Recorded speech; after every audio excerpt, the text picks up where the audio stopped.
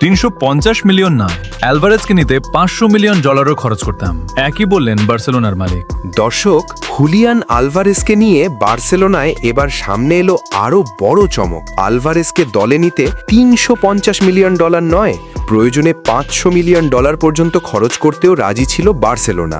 আলভারেজের দুর্দান্ত পারফরমেন্সে মুগ্ধ হয়ে তাকে দলের ভবিষ্যৎ পরিকল্পনার অন্যতম প্রধান খেলোয়াড় হিসাবে দেখতে চান বার্সেলোনার মালিক। এক বক্তব্যে তিনি বলেন, আলভারেজ আমাদের কাছে শুধু একজন খেলোয়াড় নয়, তার প্রতিভা এবং বড় ম্যাচে পারফর্ম করার ক্ষমতা অসাধারণ। তাকে দলে পেতে 350 মিলিয়ন কেন, প্রয়োজনে $500 মিলিয়ন খরচ করতে রাজি ছিলাম। তিনি আরও বলেন, আলভারেজকে ঘিরে বার্সেলোনার ভবিষ্যৎ আক্রমণ ভাগ সাজানোর পরিকল্পনা রয়েছে। লামিন ইয়ামালের সঙ্গে তার জুটি হলে প্রতিপক্ষের রক্ষণ ভাগের জন্য তা হতে পারে ভয়ঙ্কর এক চ্যালেঞ্জ। এই মন্তব্য প্রকাশ্যে আসতেই ফুটবল বিশ্বে শুরু হয়েছে তুমুল আলোচনা। এত বিশাল অর্থের বিনিময়ে আলভারেজকে নেওয়া কতটা যুক্তিযুক্ত, এখন সেটিই হয়ে উঠেছে সবচেয়ে বড় প্রশ্ন। তবে বার্সেলোনা সমর্থকদের প্রত্যাশা একটাই, আলভারেজ যদি সত্যিই ক্যাম্প ন্যুতে আসেন, তাহলে তার গোলেই নতুন ইতিহাস লিখবে বার্সেলোনা।